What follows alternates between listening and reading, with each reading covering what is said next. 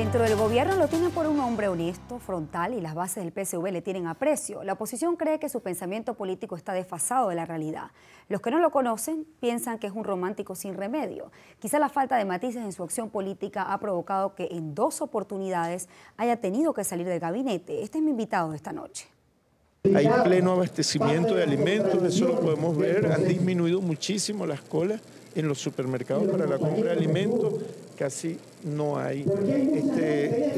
Puede haber algún producto en algún lugar, pero no hay alerta, no hay actualmente alerta de escasez de ningún alimento. Hoy sábado, todos los organismos del órgano superior de Defensa Popular de la Economía, INDEPAVI, SUNDECOP, el Cuerpo de Inspectores del Despacho de la Presidencia de la República, estamos inspeccionando diferentes objetivos desde el día jueves que comenzamos esta jornada intensiva de fiscalización. Tenemos otro ejemplo de una secadora de 15 kilogramos.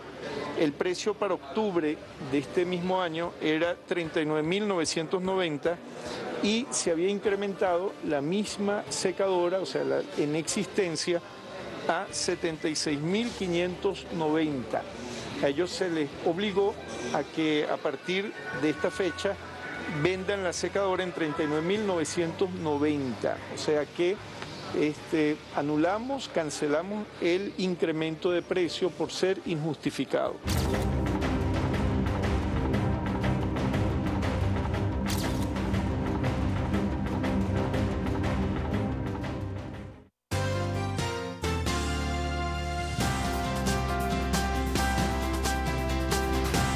Un periodismo que educa, que informa, que construye.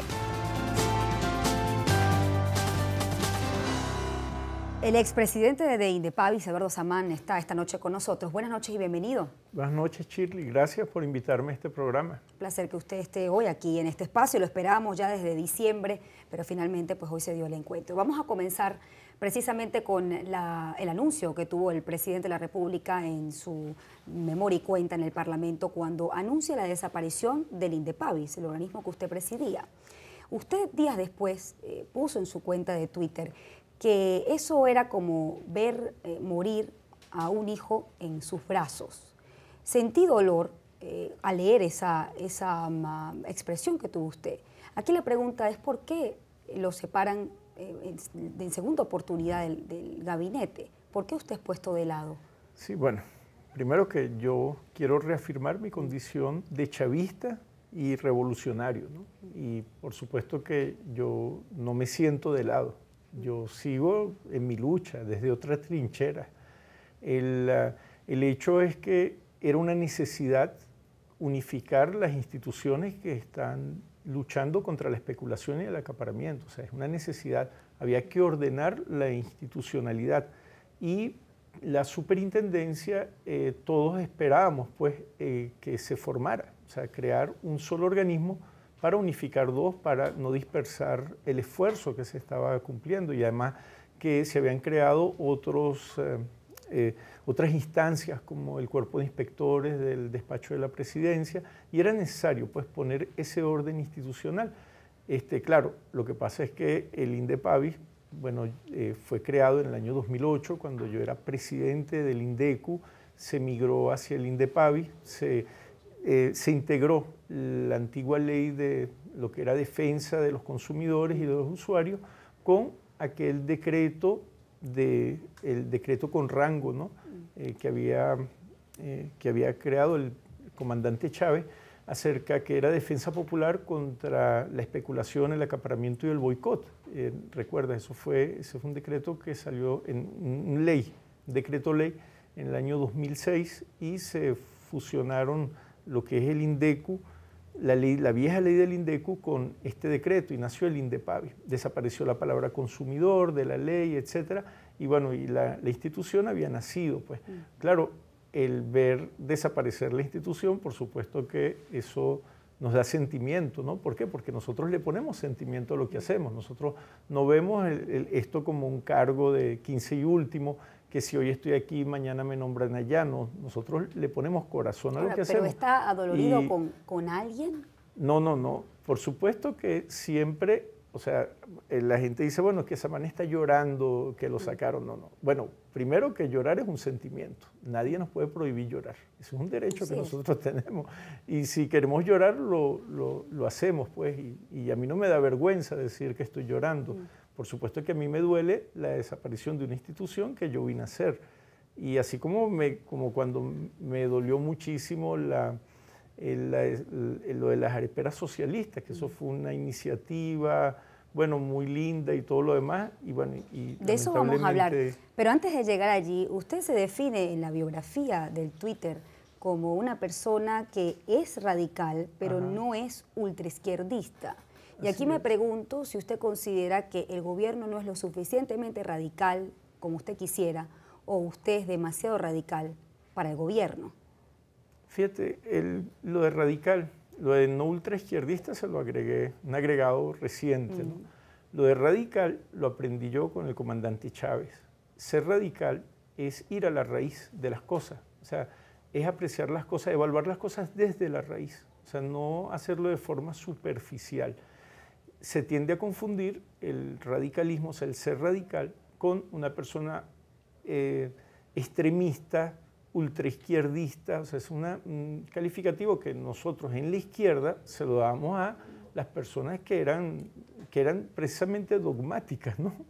y que eran extremistas, ¿no? Y bueno, yo establecí esa diferencia. No, yo considero que este es un proceso que es radical. Ahora, un proceso radical. ¿Por qué dice que lo acotó recientemente? ¿Por qué la necesidad de aclarar que usted no es ultraizquierdista? Bueno, un poco para crear una diferencia, ¿no? Porque a uno tienden a tildarlo, ¿no? De ultraizquierdista, de separatista, de uno querer de separarse del proceso, ¿no? Yo reafirmo la condición de que soy chavista, madurista, de la unidad dentro del chavismo, de la unidad cívico-militar, porque hay factores que juegan a que cuando uno sale del gobierno dicen, no, mira, este ya brincó la talanquera.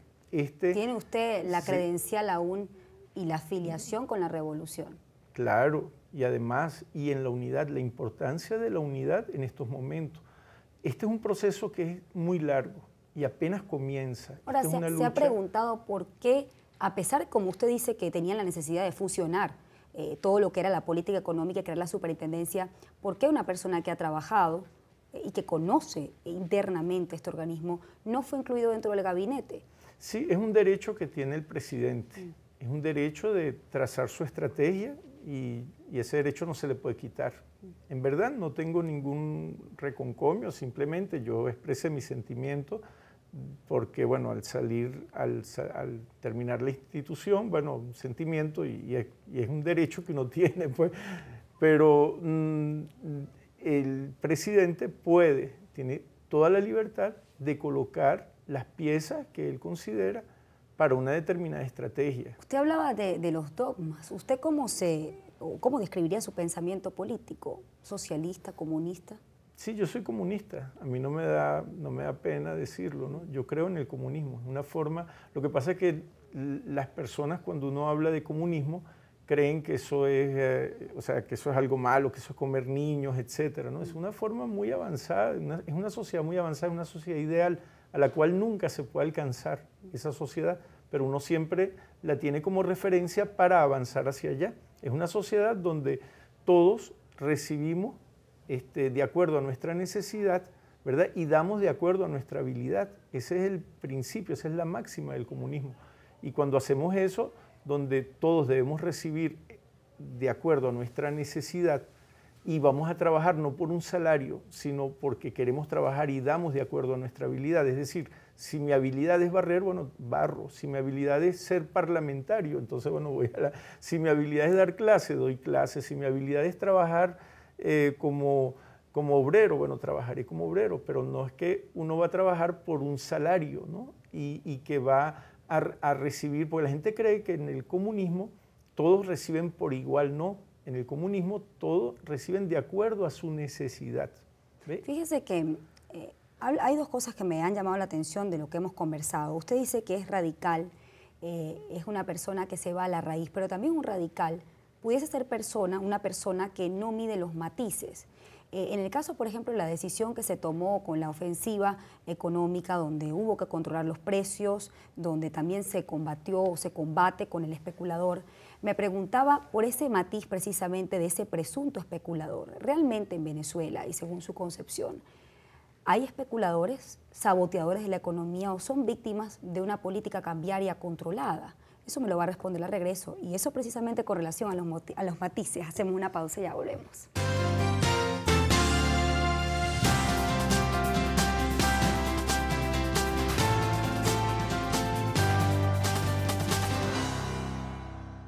Eduardo Samán es mi invitado esta noche, expresidente del INDEPAVIS. Le preguntaba el tema de los matices. Buena parte de la ofensiva económica con relación al control de los precios justos y el combate de los supuestos especuladores, luego aclaramos el tema supuestos. Sí. Le pregunto esto porque realmente son especuladores o saboteadores de la economía o son víctimas de una política cambiaria controlada. Sí, mira, yo voy a hacer honor a lo de radical, ¿no? Fíjate, en primer lugar, esto es estructuralmente es por el capitalismo. O sea, el capitalismo es la manera como el capitalismo fija los precios. El capitalismo no fija los precios considerando los costos más una ganancia, no. El capitalismo fija los precios de acuerdo a lo que la persona está dispuesta a pagar por el bien. Por ejemplo, un bolígrafo, no es que cuando lo fabrican, calculan el costo y dicen, le voy a ganar tanto y ese va a ser el precio, no.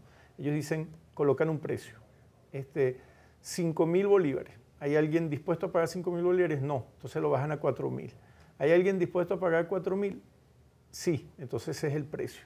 Independientemente si el bolígrafo costó 100 bolívares fabricarlo o costó 200 bolívares fabricarlo. Entonces, el precio depende de la cantidad de circulante, o sea, del dinero que tenga la gente y de lo que esté dispuesta a pagar por ese bien. Y no tiene nada que ver con los costos. Entonces, la plusvalía, o sea, esa ganancia es generalmente cuando hay liquidez, resulta desproporcionada. Y así funciona el capitalismo, en primer lugar.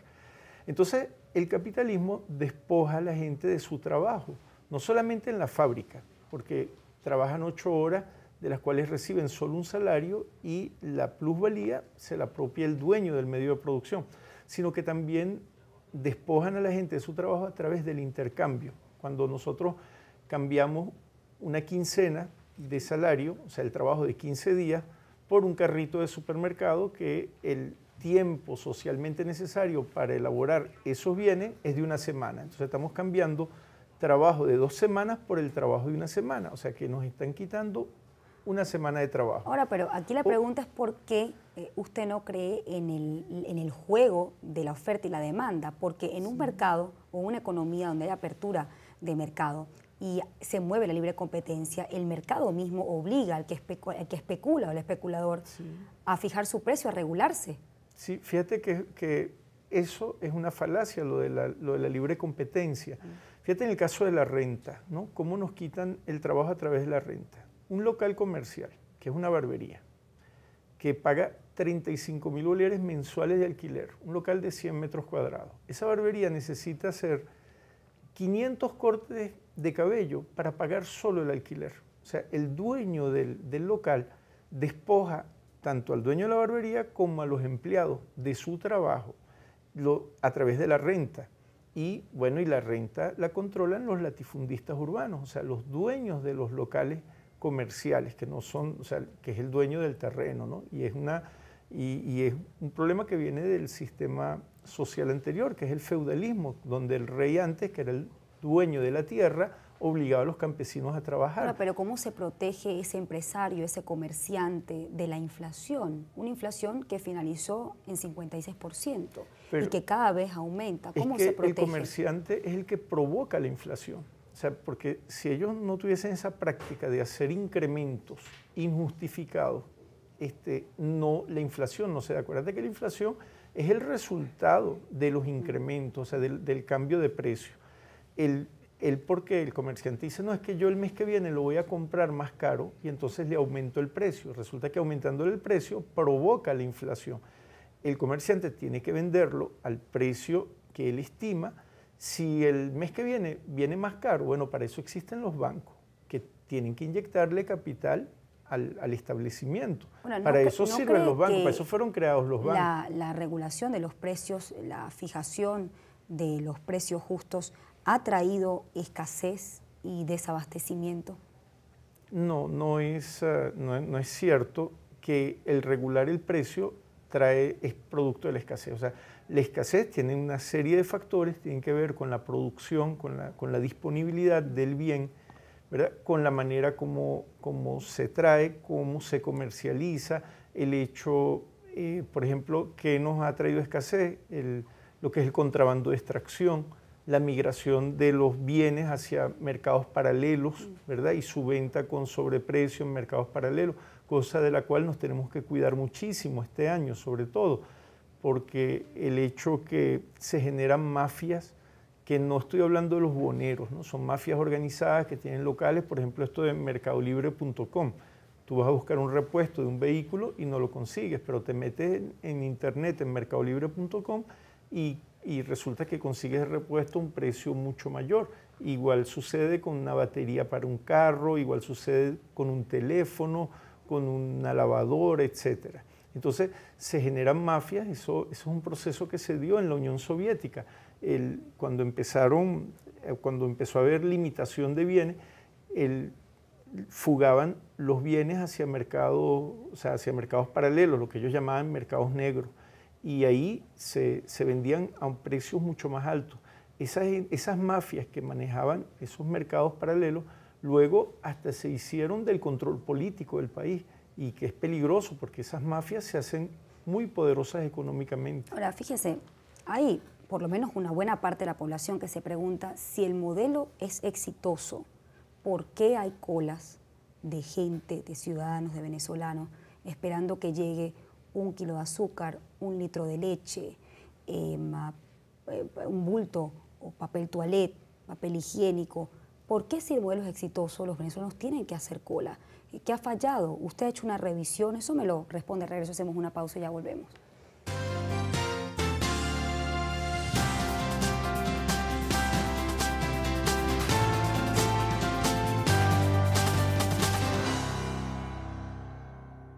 Eduardo Samán, expresidente del Indepavis, me acompaña esta noche. Le preguntaba si el modelo económico que se ha aplicado es el acertado. ¿Por qué los venezolanos hacemos cola, me incluyo como ciudadana, para conseguir 1 kilo de azúcar, 1 litro de leche, papel higiénico, harina, 1 kilo de harina?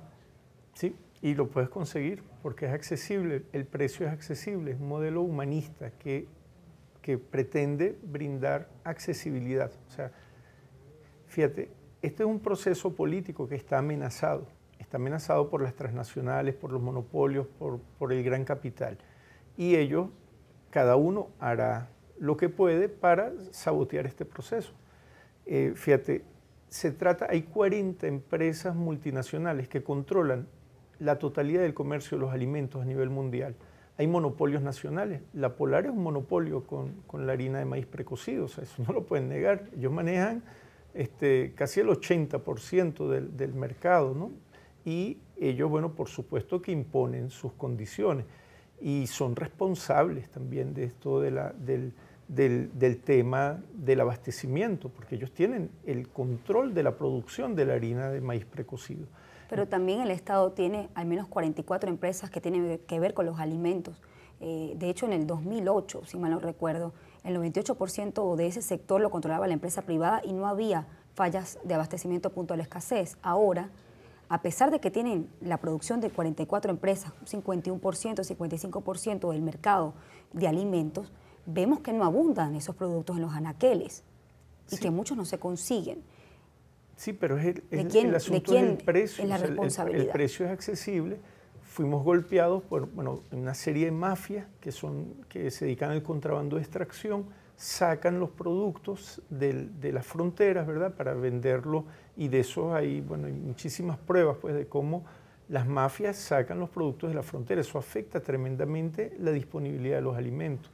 El gobierno ha hecho todo lo posible por hacer que la gente pueda adquirir bienes como es la leche, la harina, etc. Y sin embargo, aún están los programas sociales que tratan de sustituir todo esto, pues. Y en Venezuela es un país donde aún la gente tiene acceso a los alimentos, porque están de una forma u otra, los alimentos se pueden conseguir.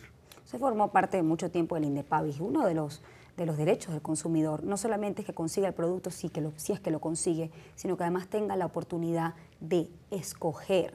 Cada vez hay menos oportunidad de escoger, hay solo una cosa de un solo producto. ¿Del lado de quién debe estar quien presidió el INDEPAVIS, del consumidor? Claro, nosotros siempre estamos del lado de las personas, ¿no? Que para nosotros no son consumidores, son personas, son seres humanos, ciudadanos. ¿Y qué pasa con ese derecho de escoger o qué ha pasado? Sí, en la medida que nosotros tengamos la posibilidad de hacerlo, escogemos y estamos a favor de eso. Tenemos una economía que está basada en la renta petrolera, tenemos que diversificarla. Fíjate, piensa en lo siguiente, piensa que nosotros recibimos por ventas de petróleo, bueno, puede entrar al fisco unos 60 millardos de dólares al año. Si dividimos 60 millardos de dólares entre 30 millones de habitantes, nos da 1.500 dólares por habitante. Esos 1.500 dólares, con esos 1.500 dólares, hay que, por ejemplo, un niño hay que comprarle la leche, hay que pagarle la escuela, hay que hacer todo eso con 1.500 dólares por persona. Fíjese que ahorita que habla de la renta petrolera y el establecimiento de precios justos, siempre me he preguntado cuál es el precio justo. El Estado venezolano produce un barril de petróleo entre 2 y 5 dólares y lo vende a 100. ¿Está especulando el Estado venezolano? No, para ¿Cuál nada. es el precio justo? Si el precio justo es 100 dólares, porque 100 dólares no es nada. Pero ahí no hay una ganancia de 30%, no, mucho más. Pero esto es, primero que o sea, hay toda una serie de costos que hay que incluirlo. Y el precio del petróleo, por lo que es el valor de uso del petróleo, es inclusive 100 dólares es poquito. Porque entonces, como tú me dices, bueno, y como un medicamento, ¿verdad? Que tiene 100 miligramos de algo te puede costar 1.000 dólares. Y eso lo que tiene son 100 miligramos. Entonces, si tú me dices que el petróleo es una especulación, entonces aquí las farmacéuticas multinacionales son unos criminales, unos ladrones, yo le porque pongo venden este ejemplo un porque, medicamento. ¿Sabes cuánto vale un medicamento contra el cáncer? Mire, yo le pongo ese ejemplo. 18.000 bolívares, 28.000 bolívares, le pongo una ese ejemplo, dosis, una ampolla que tiene 3 mililitros. Porque así como el Estado tiene Entonces, compromiso... imagínate, tú compara una ampolla de 3 mililitros con un barril de petróleo, que es todo lo que cuesta sacar un barril de petróleo. Yo le pongo ¿no? ese ejemplo porque hay gente que compara, así como el Estado tiene compromisos con sus ciudadanos, el empresario también tiene compromisos con su nómina, con el país para poder producir. Fíjese que usted expresaba que le dolía mucho que la desaparición de las areperas socialistas, porque era como él lo puso en su Twitter, es muy difícil ver o uno no pare pues para morir, así lo puso. Claro. Usted se ha preguntado por qué desapareció la arepera socialista. ¿Puede venderse un producto, en este caso la arepa, por debajo de la estructura de costos y a la velocidad de la inflación? No, fíjate que la arepera socialista, que necesitaríamos un programa para explicarlo, mientras la manejamos, no tenía pérdida. Eso no tenía pérdida porque todos los costos estaban bien calculados. Desaparece porque el modelo aún no ha sido comprendido por la gente. Porque, mira, ¿qué es lo que no comprende el venezolano del modelo que se quiere implantar? No se entiende que la arepa no es una mercancía, que eso debe ser un alimento. Nosotros, los alimentos no pueden ser mercancías. Los alimentos son insumos para la vida. Pero para la ¿quién gente. puede trabajar a pérdida y sin incentivo? No, es que se puede trabajar. Hay cosas que lamentablemente tienen que salir del circuito del comercio y de la mercancía. Yo tengo que despedir. ¿Qué va a hacer usted ahorita que ya no es presidente del INDEPAVIS? Sí. ¿Cuáles son sus planes, sus proyectos? Sí, yo voy a seguir desde el poder popular luchando contra lo que he luchado toda mi vida, contra el capitalismo, para la creación del socialismo. Y seguiré con los movimientos sociales, con los movimientos populares, golpeando el capitalismo. Tengo un programa de radio que lo voy a continuar, se llama Arsenal Terapéutico en YBKE Mundial y en Play 95.5. ¿Regresa a la farmacia? ¿Usted es farmacéuta? Sí, yo soy farmacéutico y bueno, voy a regresar a mis horas de clase en la universidad. ¿Cuál cree que fue su aporte para la revolución? Yo creo que ayudé un poquito a direccionar, a apuntar, en algunos sentidos. Y creo que eso fue el aporte. Apunté, ayudé a apuntar. ¿Es usted un hombre justo? Sí, me considero justo. Gracias por habernos acompañado. Vamos en un próximo programa a hablar con mayor profundidad todos estos temas. Sobre todo me quedó una duda que no le pregunté. ¿Por qué se decidió ponerle precio, regular los precios de los electrodomésticos y no otro rubro? ¿Fue una decisión política o económica? Bueno, los electrodomésticos por lo simbólico que eran en relación al abuso que se estaba cometiendo con los electrodomésticos. Gracias por habernos acompañado ya. Máster me va a cortar el programa. Gracias a ustedes por acompañarnos esta noche.